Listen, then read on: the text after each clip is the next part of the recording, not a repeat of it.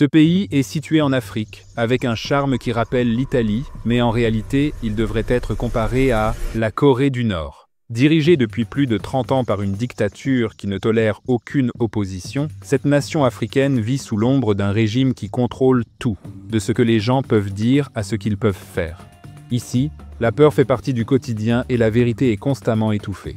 Peu savent ce qui se passe réellement derrière ces frontières, mais la réalité des habitants de l'Érythrée est marquée par la répression, la censure et une lutte constante pour survivre dans l'un des pays les plus isolés du monde. Mais à partir de maintenant, des secrets à l'appel vont se révéler.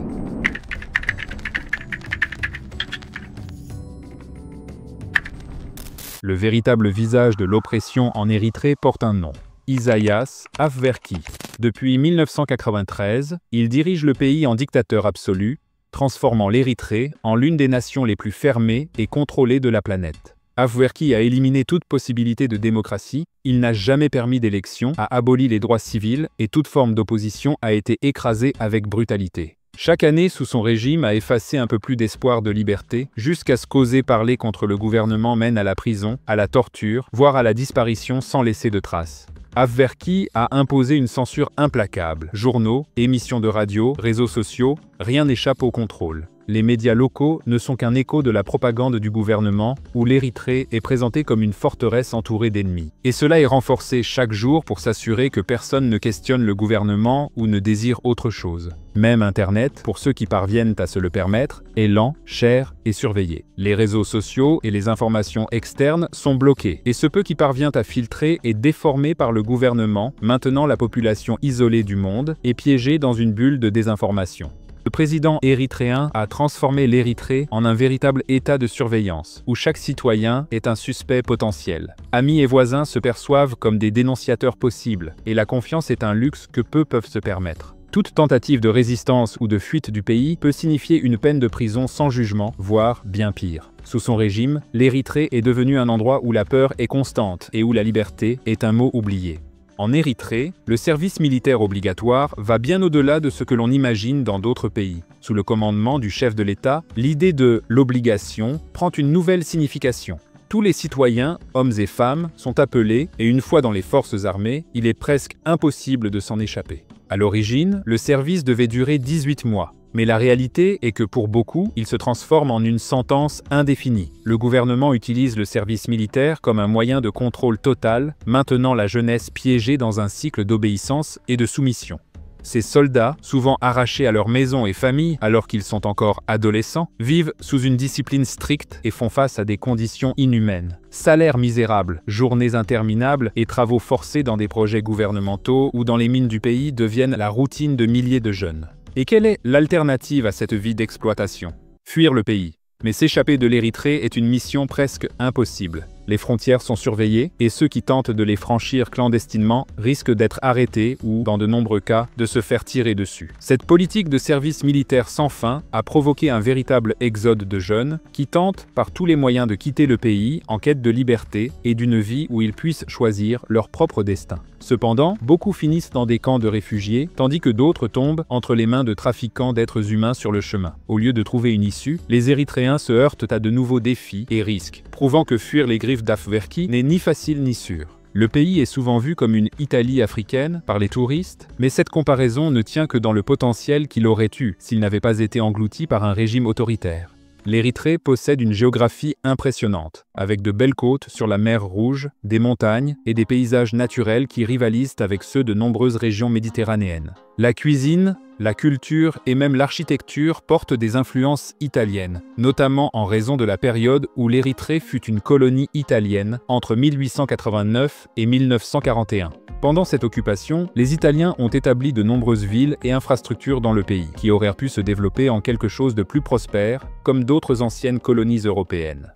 L'Érythrée est l'un des pays les plus isolés du monde, et cette condition est maintenue par le gouvernement avec une rigueur extrême.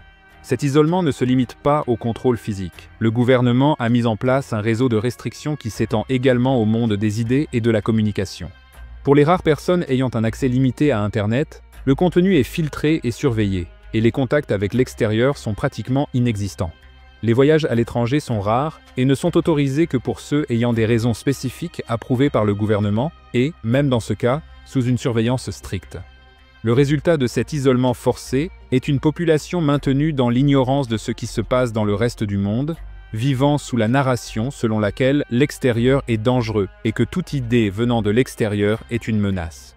Cela nous rappelle les mesures prises par un certain leader oriental. Pour les Érythréens, la réalité qu'ils connaissent est celle que le gouvernement leur permet de voir, et toute tentative de franchir cette barrière est punie sévèrement. Ainsi, l'isolement des frontières devient un enfermement psychologique où la seule vision possible est celle façonnée par le régime, et où la liberté de circuler est un rêve inatteignable.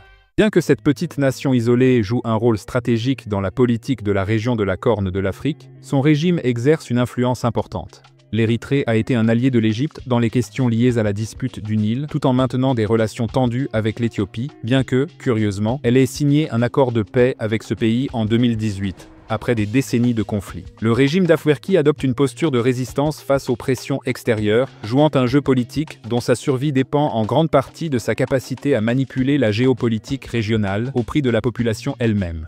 En Érythrée, le contrôle de l'information est absolu, et la censure est l'un des outils les plus puissants du régime d'Afwerki. Les Érythréens vivent dans une bulle informationnelle où le gouvernement décide de ce qu'ils doivent savoir, et surtout de ce qu'ils ne doivent pas savoir. Les sanctions internationales et l'isolement économique ont imposé à l'Érythrée une réalité de pauvreté extrême et de pénurie. Ces sanctions, mises en place en réponse aux pratiques répressives et aux violations des droits humains, ont bloqué l'accès du pays aux investissements étrangers et à de nombreuses ressources essentielles. Sans accès à une économie mondialisée, l'Érythrée dépend uniquement de ses propres ressources limitées, ce qui rend la survie quotidienne un défi pour une grande partie de la population.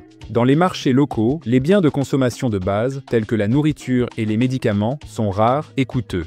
L'infrastructure est minimale, et des services essentiels tels que la santé et l'éducation sont constamment affectés par le manque de ressources. Les routes en mauvais état, les hôpitaux sans équipement et les écoles sans matériel éducatif sont devenus des éléments quotidiens. Et, avec un gouvernement qui privilégie le maintien du régime au détriment du bien-être social, la population est livrée à un système qui ignore ses besoins fondamentaux. La pauvreté n'est pas seulement matérielle, elle est aussi psychologique, car l'isolement imposé par le gouvernement fait en sorte que les Érythréens vivent dans une constante sensation de manque d'alternatives. Ceux qui naissent en Érythrée grandissent souvent sans aucune attente d'amélioration, piégés dans un cycle de pauvreté et de répression où le gouvernement contrôle tous les aspects de la vie et où les opportunités de prospérité sont quasi inexistantes. En Érythrée, vivre sous surveillance constante est une réalité quotidienne. Le gouvernement, par le biais d'un réseau d'espions et d'informateurs, exerce un contrôle strict sur ses citoyens, toujours à l'affût de tout signe de désobéissance ou de résistance. La culture de la peur imprègne toutes les sphères de la société, dans les rues, dans les maisons, et même à l'école, où les gens savent que tout commentaire considéré comme subversif peut entraîner une arrestation arbitraire. La paranoïa est encouragée par le régime. Les citoyens ne peuvent même pas faire confiance à leurs amis ou à leur famille car chacun pourrait être un informateur du gouvernement, dénonçant des actes ou des paroles qui pourraient être perçues comme une menace pour le système. Cette atmosphère de méfiance est exacerbée par une série d'arrestations sans jugement où les détenus disparaissent souvent sans laisser de traces. Les autorités carcérales érythréennes sont tristement célèbres pour leurs conditions brutales et la torture, et même ceux qui ont la chance d'être libérés ne retrouvent que rarement une vie normale portant des traumatismes physiques et psychologiques. L'Érythrée est riche en ressources naturelles telles que l'or, le fer et d'autres minéraux, qui pourraient fournir une base économique solide pour le pays. Cependant, cette richesse minérale est loin de bénéficier au peuple érythréen. Au lieu d'être une source de prospérité, les ressources naturelles du pays sont exploitées de manière brutale et immorale, le régime d'Afwerki utilisant le travail forcé comme principal moyen d'extraction.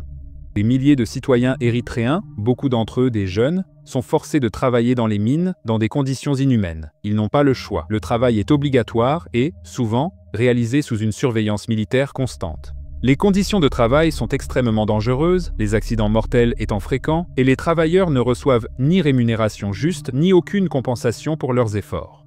Les mines sont de véritables champs d'exploitation, où les autorités contrôlent les profits et s'enrichissent, tandis que la population continue de vivre dans la misère. L'exploitation des ressources naturelles ne se limite pas seulement aux mines. Le gouvernement utilise également d'autres formes de travail forcé, telles que l'utilisation de prisonniers politiques et de citoyens obligés de travailler sur des projets d'État comme la construction d'infrastructures et d'autres entreprises.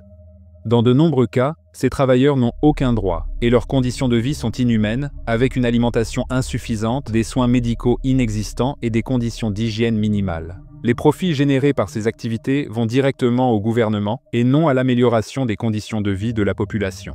Tandis que la majorité des Érythréens luttent pour survivre, le régime renforce son pouvoir et son contrôle sur le pays, utilisant l'exploitation des ressources naturelles comme un moyen de maintenir sa machine politique en marche.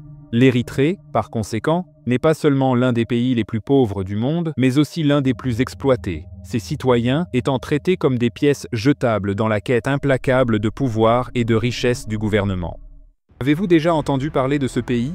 Et après avoir découvert ce qui s'y passe, pourriez-vous affirmer que ce pays est, en effet, pire que la Corée du Nord? Commentez quel pays présente des conditions encore pires que celles-ci. Et si vous voulez découvrir le côté de la Corée du Sud caché par les médias, cliquez sur la vidéo qui apparaît à l'écran.